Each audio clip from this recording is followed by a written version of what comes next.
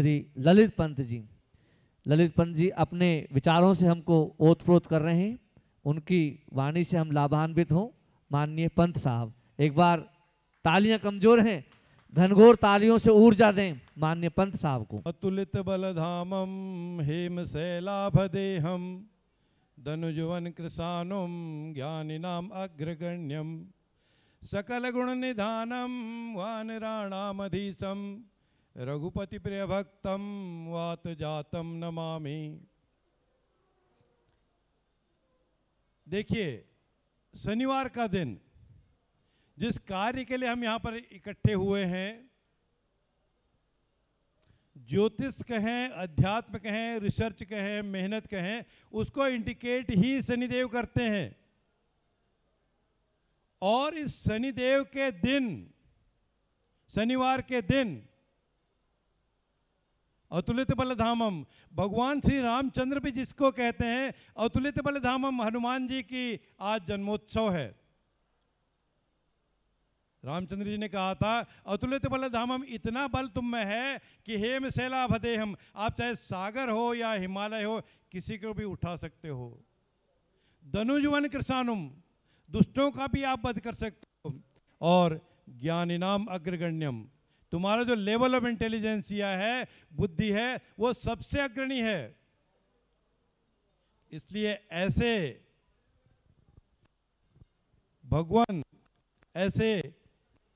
भगवान के भक्त के जन्मोत्सव के दिन यह प्रोग्राम नेहा ने किया, उसको बहुत ही बधाई है। और सभा में जो 27 नक्षत्र नवग्रह उपस्थित हैं, उन सभी का स्वागत, अभिनंदन, वंदन। बात जब हनुमान जी की थी और जयंती हनुमान जी के जन्मोत्सव हनुमान जी का है, तो हनुमान जी के लिए भगवान ने ऐसे नहीं कह दिया होगा ज्ञानी नाम अग्रगण्यम है, क्योंकि बात ज्योतिष की ही है। हनुमान जी को पता था, जब सुसैन वैद्य ने उनको बता दिया था कि सूर्योदय से पहले यह जो बूटी है आपको हिमालय पर्वत से लानी है, कहाँ लंका और कहाँ हिमालय। उन्होंने कितना कैलकुलेट किया उस समय को, ठीक सूर्योदय से पहले लाके वैद्य जी के पास रख दी। वो चाहते कुछ छोटा मोटा भी लेके आ सकते थे, नहीं, उन्होंने अपने ब्रेन का अप्लाई कैसे किया कि इसमें से कोई चीज़ छूट ना जाए, स्पीड कम ना हो जाए, मेंटेन हो जाए। ऐसे उन्होंने विद्या को, अपने बल को लगा करके लक्ष्मण जी की जान बचाई थी। और इस विद्या का सम्मान भी किया, आदर भी किया। हम जब अर्ली डेज में स्कूलिंग टाइम में पढ़ते थे, तो गुरुजी कहते थे, भैया आपको कुछ याद नहीं आ रहा है ना, कुछ याद नहीं आ रहा है तो आप हनुमान जी को स्मरण कर लो। अगर हनुमान चालीसा आती है तो पढ़ लो, हनुमान जी की आरती है तो वही पढ़ लो, और नहीं भी आती, हनुमान जी हनुमान जी हनुमान जी आप पढ़ लो। 1 सेकंड के लिए मन से पढ़ लो, क्योंकि एग्जाम रूम में आपने शोर नहीं मचाना है। कहते इस बात की गारंटी है कि हनुमान जी इतना सारा मटेरियल उस प्रश्न के लिए आंसर देने के लिए आपके दिल दिमाग में, मस्तिष्क में रख देंगे कि आपको दोबारा उसमें सोचने की जरूरत नहीं पड़ेगी, नहीं भाई मुझे तो नहीं आता है। ये लाइव एग्जाम्पल, एक बार मैं कुछ मैनेजमेंट का एग्ज़ाम दे रहा था और मटेरियल मैनेजमेंट का पेपर था, ट्रांसपोर्टेशन एंड मटेरियल एंड, तो ट्रांसपोर्टेशन में जो था मैकेनिकल इंजीनियरिंग का क्वेश्चन था, मुझे नहीं आता था, मैं तो टेक्निकल बैकग्राउंड से नहीं हूँ। रियल में मैंने उस मंत्र को हंग हनुमते नमः इतना ही जपा और 1 सेकंड के लिए बंद किया होगा, कुछ समझ में आया चाहिए। मेरे समझ में क्या आया, मैंने कहा पेपर को पढ़ूं, उसमें और क्या क्या है, और उस क्वेश्चन से रिलेटेड आंसर मुझे बाकी क्वेश्चन में मिल गए। और एक एग्जाम्पल मैंने अपना आपको बताया। तो हनुमान जी ऐसे बुद्धिमान हैं, ऐसे सर्वशक्तिमान हैं और इतने इनोसेंट भी हैं। उन्होंने देखा कि जब भूख लगी थी और सामने से सूर्यदेव दिख रहे थे, उन्होंने कहा तो कोई संतरा है, उन्होंने भक्षण कर लिया। ऐसी शक्ति, ऐसी भक्ति हनुमान जी के पास थी। तो उनकी शक्ति और भक्ति के दिन का ये प्रोग्राम अद्भुत, अकल्पनीय और सफल होगा। संख्या कम ज़्यादा कुछ मैटर नहीं करती, क्योंकि भगवान राम भी जब चले थे घर से तो माता सीता और लक्ष्मण जी के साथ ही थे, और जब वापस लंका से विजय प्राप्त करके आए थे तो कितने उनके पास सेनाएं थी, वो कारवां बनता गया, जुड़ता गया।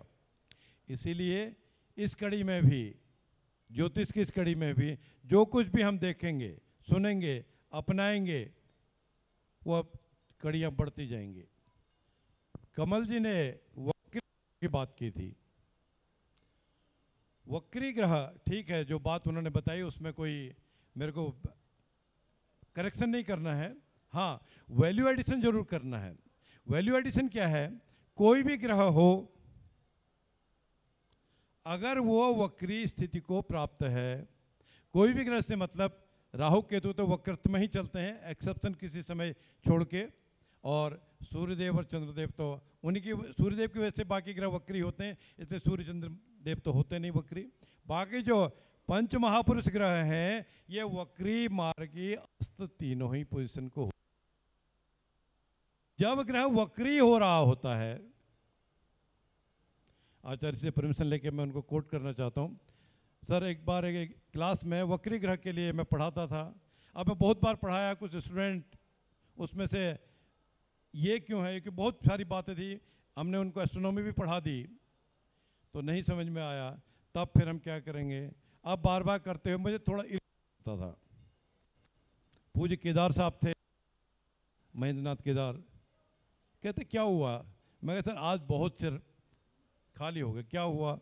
मैंने कहा अब इसको मैं कितनी बार कैसे एक्सप्लेन करूं वक्री के बारे में। उन्होंने कहा चलो, वो मेरी क्लास थी, एक हो गया था वो जब चले। उन्होंने कहा भैया वक्री का मतलब समझ में आया। अब वो एज में भी ज़्यादा थे, हमारे ज्ञान में भी ज़्यादा थे। भैया इतना समझो कि आपके सामने शेर आ गया है, कोई ऐसी चीज़ आ गई है जो जिससे अब आपको जान बचाना है, बहुत आसान। तो आप क्या करते हो? जब तक आप मुड़ोगे, मुड़ने तक तो वो आपको टपका देगा भाई, ये वर्ड थे उनके। तब उससे क्या करते हैं, आप पीछे की तरफ को चलते हैं ताकि आपसे इतना भी ध्यान रहे कि सामने वाला कितना अटैक करने में दूर है, और पीछे आप कोशिश तो कर रहे हो उससे दूर होने के लिए। उस पीछे जाने में आप अपनी क्षमता से अधिक जोर लगाते हैं और पीछे की तरफ भागने की कोशिश करते हैं। वो किस्मत है, बचेंगे या भाग जाएंगे, क्योंकि उसी में अस्त भी हो जाता है ग्रह। वो भी एग्जाम्पल उससे प्रूव होता है। और वो पीछे जाने में क्या होता है, कभी नदी मिलती है, तालाब मिलता है, खाई मिलती है, कोई और वजह से भी एक्सीडेंट भी हो सकता है, इंसिडेंट्स भी हो जाता है। यह वक्री है। आप बच गए, प्रॉपर रास्ता मिल गया, वो वक्री ने आपको रिजल्ट तो तेज दे दिया, क्योंकि आपने तो जान बचाने के लिए पीछे चल रहे हैं। तेज बचा गए, अच्छा मिल गया। कोई ठोकर लग गई, चोट लग गई, या पीछे से और कोई इंसिडेंस की वजह से और नुकसान हो गया, इंजरी हो गई, तो ये आपको दूसरा फल वक्री का मिल गया। अब समझ में बात आई? रियली उस दिन के बाद से मैं इसको तो अपनी क्लास में यूज करता हूँ, पर वो उन स्टूडेंट ने माफ़ी मांगी, सर हमने कुछ एक्सेस किया था, पर जो अब केदार गुरुजी ने बता दिया, ये बात वास्तव में अब हमारे लाइफ में चलेगी। और उनमें से मेजॉरिटी लोग अच्छी प्रैक्टिस करने वाले हैं। ये कोई 25-30 साल पुरानी बात है। उन दिनों नोएडा को चैप्टर जहाँ मैं पढ़ाता था वहाँ नहीं खुला था, दिल्ली में चलता था। तो ये वक्री ग्रह का है। अब जन्म से ही वक्री ग्रह हो सकता है, जन्म से ही कोई भी ग्रह वक्री हो, पांचों में से, वो शुभ हो या अशुभ हो, क्रूर ग्रह हो या सौम्य ग्रह हो, उसका ओरिजिनल रिजल्ट तो वो रहता ही है जो उसका कैरेक्टरिस्टिक है। लेकिन अब वो किस भाव का स्वामी अशुभ होने के बाद भी अगर लग्नेश वक्री है, केंद्र त्रिकोण का स्वामी वक्री है, या त्रिषडाई का ग्रह वक्री है, 2, 3, 6, 8, 12, 11 भावों का ग्रह वक्री है, तो इनके रिजल्ट में वक्री होने के बावजूद कुछ बदलाव होगा। लग्नेश के लिए ये सर्वविदित है, मान्य है। लग्नेश कैसा भी हो, कहीं भी हो, किसी भी स्थिति में हो, उस जातक जातिका का अहित नहीं करता। वो चाहे शनि महाराज ही क्यों ना हो, मंगल ही क्यों ना हो। एक चीज, अष्टम भाव में, अष्टम भाव का स्वामी शुक्र या आपके देवगुरु बृहस्पति हो या बुध ही क्यों ना हो, तो वो अपने कैरेक्टर का अच्छा करने की कोशिश के बावजूद ज़्यादा प्रभाव, ज़्यादा फल आपको उस त्रिषडाई वाले भावों का दे देगा, अशुभ भावों का दे देगा। तो ये अलग समय पर अलग अलग हमको उसकी व्याख्या है। अब बुध वक्री हैं और सूर्य की राशि में है, सूर्य के साथ ही, क्योंकि आसपास ही चलेंगे, 45 डिग्री का डिफरेंस रहेगा सूर्य शुक्र में, तब वो सूर्य महाराज भी वक्री होने के बावजूद और शुक्र भी वक्री होने के बावजूद अपना नेगेटिव चीज़ें कम देते हैं, सूर्य जैसा चाह रहा है वैसे करवा लेते हैं, अर्थात वो सूर्य के फलों को भी देने में सक्षम होते हैं। ये तो बात वक्री की थी। और हम जब कुंडली पढ़ते हैं ना, कुंडली पढ़ते हैं, कुंडली पढ़ते हुए सामने वाला जो आपके पास पूछने के लिए आया है उसको ये कोई मतलब नहीं है कि आपने 20 पेज बना लिए, 30 पेज टाइप करके दे दिए, वो तो अपना नेट पे चेक भी कर लेता है। वो बताता जी मेरे को ये दिक्कत है, ये सब फलाने को ये दिक्कत है, अभी बता दो मेरे को। और कुछ लोग जो उनको रेमेडी के रूप में कुछ और यंत्र तंत्र मंत्र या और कुछ देते हैं, कहते इसके आप ये बताइए, गारंटी दीजिए कितनी देर में ठीक हो जाएगा, कितनी देर में ये कोर्ट कचहरी मुकदमा ठीक हो जाएगा, कब वो बीमार ठीक हो जाएगा, बीमारी ठीक हो जाएगी, या कब इसकी नौकरी लग जाएगी, कब इसका पैसा कब आ जाएगा डूबा हुआ। भाई ये आया कब है ज्योतिषी के पास? बहुत एंड स्टेज में आता है, तुरंत कोई नहीं आ रहा है।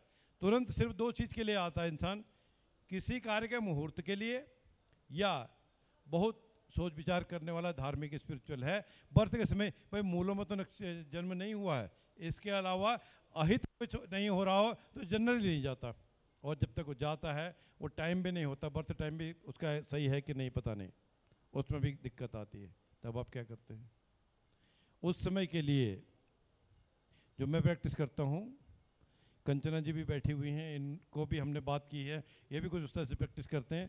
हमारे पास उस पर्टिकुलर समय की प्रश्न कुंडली आप निकाल के रखिए, उस समय का आप, क्योंकि आज तो लैपटॉप डेस्कटॉप सार को यूज कर रहे हैं, अगर आपने मैनुअल भी यूज करते हैं उस समय का पंचांग से निकाल के लग्नों निकालिए, 1.25 से 2.25 घंटे तक कोई लग्न है, ग्रह तो मेरे ख्याल से कभी चंद्रमा की स्थिति में बदलाव आ सकता है, नहीं तो ग्रह तो वही रहते हैं, 30 दिन तो रह ही रहे हैं ग्रह उसी स्टेज में। तो हमको उस प्रश्न की प्रकृति पता चल जाती है, और वो जो प्रश्न आपकी प्रश्न कुंडली में उस पर्टिकुलर टाइम पर बन रहा है, अगर आप हॉररी जानते हैं, प्रश्न शास्त्र जानते हैं, तो उससे बहुत सारा मिलान, 80, 90, 95% मिलान जो पूछने वाला जातक जातिका है उसकी कुंडली से मैच हो रहा है, ग्रह से भी, गोचर से भी, दशाफल से भी। तब हम क्या करते हैं? उस समय जब हम कोरिलेट करते हैं तो उसके प्रश्न का आंसर निकल जाता है। हाँ, देश काल पात्र और परिस्थिति का हमको ध्यान रखना ही होगा। एक बार एक कोई विद्वान कुंडली देख रहे थे और मैं क्लास के लिए अपने जाता था, समय कुछ था क्लास में, उन्होंने रोका कि पंथी बैठिए, मैं रुक लिया, उन्होंने जो अपना लैपटॉप था मेरी तरफ दिखा दिया, मैं देखता हूँ तो उसमें छठा भाव और अष्टम भाव एक्टिवेट हो रहा था उस प्रश्न कुंडली में। मैंने तुरंत उनसे पूछा कोई बीमारी का प्रश्न है? बोले हाँ। और एक ज्योतिष रत्नाकर नाम का एक ग्रंथ है, डॉक्टर डी सिंह, या अभी याद आएगा बता दूं, डॉक्टर सिंह है इलाहाबाद के, उसमें छोटा छोटा ब्रीफ में बहुत सारा ज्योतिष का कोर्स दिया हुआ है बेसिकली। उसमें प्रश्न शास्त्र में बताया है कि कब आपको प्रश्न का उत्तर कैसे मिलान करना चाहिए। तो जब उनसे बात हुई तो मैंने, आप कैसी पोजीशन है, जो पूछने वाले थे, तो उनके आंसर देने के बजाय जो विद्वान ज्योतिषी थे कहते नहीं अभी तो हो क्या है, अपोलो में एडमिट है सो उनके पिताजी, और वो डॉक्टर ने कहा कि अब कुछ और उनको शिफ्ट करना है यहाँ से। मैंने कहा कुछ पोजीशन चेंज हुई है, अभी आप फ़ोन करके पूछिए। वो मन नहीं थे, कहते नहीं हमको 18-20 मिनट लगा और देखिए। खैर तो मैंने दोबारा किया कि आप चाहो तो बात कर लो, क्योंकि ऐसा लगता है जो आपने मुझे कुंडली दिखाई बता दिया कि उस बीमार की स्थिति चेंज हुई है। तो मेरे कहने के बाद उन ज्योतिषियों ने भी कहा कि हाँ आप बात कर लीजिए, कोई बात नहीं। तब उन्होंने फ़ोन उठाया और कॉल करने लगे। मैंने फिर उनसे कहा, मैंने कहा ऐसा समय बता रहा है कि हम अकेले में बात करें, आप चाहते हैं हम दोनों लोग बाहर बैठ चले जाएं, या आप रूम से बाहर बात करके फिर बता दीजिए हमको। तो वो बाहर गए दोनों भाई। तब उन ज्योतिष महाराज ने कहा कि पंडित जी क्या हुआ? मैंने कहा आप कहाँ उपाय इनको बता रहे हैं, ये तो इंसान अब दुनिया में नहीं है, प्रश्न कुंडली तो ये बता रही है। तो उन्होंने मेरे को तुरंत रोका, वेरी एज के हैं पंडित जी, ऐसे नहीं बोलना चाहिए यार। और ये बात ख़त्म भी नहीं हुई थी, वो आ गए बाहर से कि थोड़ा एंग्विश दिखा के, पंडित जी आप क्या बता रहे हो, वो तो ख़त्म हो गए, जैसे मेरे ख़त्म हो गए। वो क्या था सर? कुछ नहीं था। उस ज्योतिष रत्नाकर में लिखा है प्रश्न शास्त्र में, बीमार का प्रश्न हो और अष्टम भाव पर शनि राहु केतु इन तीनों में किसी दो का प्रभाव हो, स्थिति हो, युति हो या दृष्टि हो, तो वह बीमार जो था अब इस दुनिया में नहीं है जिससे मैं प्रश्न पूछा गया है। यह बात 2007 की थी सर, जून 2007 की थी। तब से आज तक मैं प्रश्नशास्त्र पढ़ाता हूं तो इसको जरूर यूज करता हूं, और ये अब बिल्कुल रट गया इसमें बार बार रिपीट करते हुए, तो ये बात सही निकलती है। एक इसी में और एग्जांपल लेके फिर मैं और बताता हूं आपको। एक बीमार प्रश्न हो रहा है और उन्होंने बता दिया सर कि नोएडा में एक हॉस्पिटल है, इनका जिन्होंने हाईवे बनाया ना, सीमेंट वाले जो थे, चलिए उनके यहाँ बड़ा हॉस्पिटल है अपोलो के मुकाबले का, कि उन्होंने कहा वेंटिलेटर में रख रहे हैं हम तो, और अब चांसेस ऑलमोस्ट गॉन है जेपी हॉस्पिटल में, और चांसेस ऑलमोस्ट गॉन है। ये 2019 की बात थी साहब, सितंबर की। तो अब पूछने वाली भी एस्ट्रोलॉजर थी। मैं तो जा रहा था और मैं किसी के साथ बैठा हुआ था। मैंने क्या लग्न निकला, उन्होंने बताया ये लग्न था। हमने कहा भाई ना तो शनि इसमें नुकसान आपको कर रहा है, ना अष्टमेश की पोजीशन अच्छी है, लग्न में आ गया, बीमार है अपने से छठे में आ गया, ये भी दिक्कत नहीं है, और द्वादशेष चतुर्थ भाव में आया है, ये भी नेगेटिव नहीं है।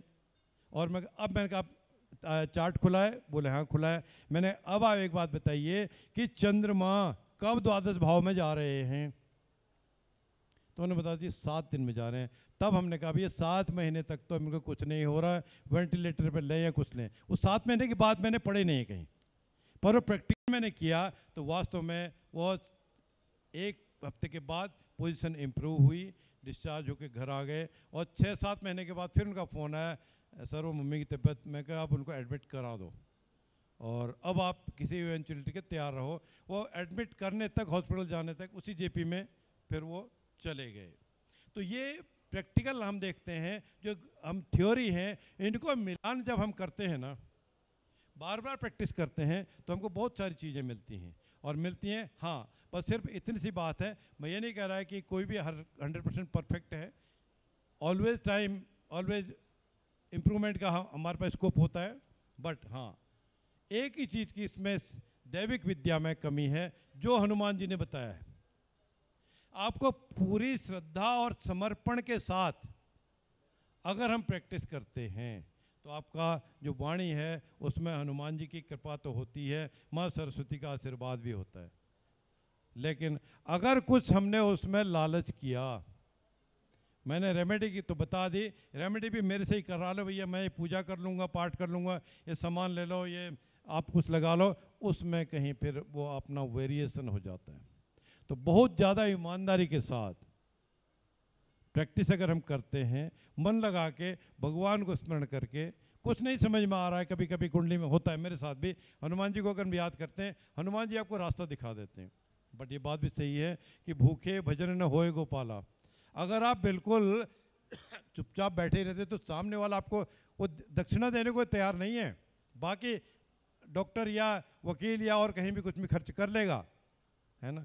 तो इसको हमको एक रास्ता आज के रूप में थोड़ा सा निकाल के कोशिश करके बहुत अच्छी तरह से बहुत मनन करके प्रैक्टिस करें तो हमको बहुत ज़्यादा सफलता मिलती है और हनुमान जी का कृपा तो बनी रहती है। आपने मेरी बात बहुत ध्यान से सुनी, साधुवाद, धन्यवाद। सभी पर हनुमान जी की कृपा बनी रहे और आचार्य श्री का आशीर्वाद भी बनी रहे। जय श्री राम।